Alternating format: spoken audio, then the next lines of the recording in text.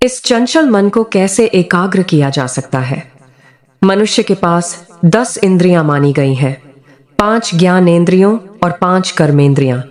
इनके साथ मन को जोड़ दिया जाए तो ये 11 हो जाती हैं, जिन्हें एकादश इंद्रिय कहा जाता है। साधना का उद्देश्य इन सभी इंद्रियों और मन को विषय वासना से हटाकर एक परम सत्य की ओर मोड़ देना है। इसी प्रक्रिया को अभिध्यान कहा गया है। सामान्यतः मन 50 प्रकार की वृत्तियों में उलझा रहता है। कभी इच्छा, कभी क्रोध, कभी लोभ, कभी मोह। इन सब के बीच वह चंचल होकर भटकता रहता है। अभिध्यान का अर्थ है इन बिखरी हुई वृत्तियों को समेटकर केंद्र की ओर ले जाना। प्रश्न उठता है कि किसकी ओर? उस परम पुरुष की ओर, जिससे मन की मूल सत्ता का उद्भव माना गया है। यह दार्शनिक दृष्टि से समझाया गया है कि मनुष्य का मन सीधे परम पुरुष से नहीं आता। भूमामन विराट चेतना से जड़ जगत की उत्पत्ति होती है और जड़ से सूक्ष्म विकसित होकर अणुमन अर्थात व्यक्तिगत मन का निर्माण होता है।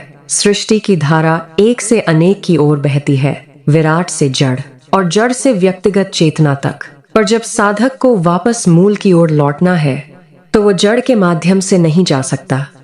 वो जड़ वस्तुओं में उलझा रहा तो उसकी चेतना भी जड़वत हो जाएगी। इसलिए जड़ की उपासना को आध्यात्मिक प्रगति के लिए उचित नहीं माना गया। साधक को अपने अणुमन को सीधे भूमामन की ओर ले जाना होगा। यह कार्य सरल नहीं है, क्योंकि मन निरंतर इंद्रियों के माध्यम से बाहर भागता रहता है। आंखें देखना चाहती हैं, कान सुनना चाहते हैं, जीभ स्वाद व वाणी में लगी रहती है, हाथ पैर कर्म में व्यस्त रहते हैं। इन सबको नियंत्रित करने की प्रक्रिया को प्रत्याहार कहा गया है, अर्थात इंद्रियों को उनके विषयों से खींचकर मन में समाहित करना। जब 10 इंद्रियों के कार्यों को समेटकर मन में मिला दिया जाता है और फिर मन को परम पुरुष की ओर मोड़ा जाता है, तब साधना का वास्तविक आरंभ होता है। साधना के 2 मार्ग बताए गए हैं। एक, भीतर की ओर डूब जाना और तल्लीन हो जाना। दूसरा है सभी इंद्रियों को एक ही कार्य में लगा देना ताकि वे इधर उधर न भटकें। इसी सिद्धांत के आधार पर कीर्तन की परंपरा विकसित हुई।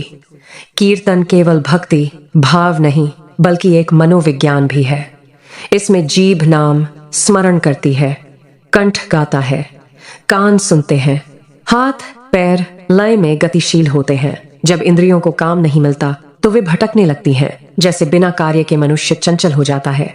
कीर्तन में सबको व्यस्त रखा जाता है ताकि मन एक दिशा में बना रहे। इसलिए कीर्तन करते रहना चाहिए।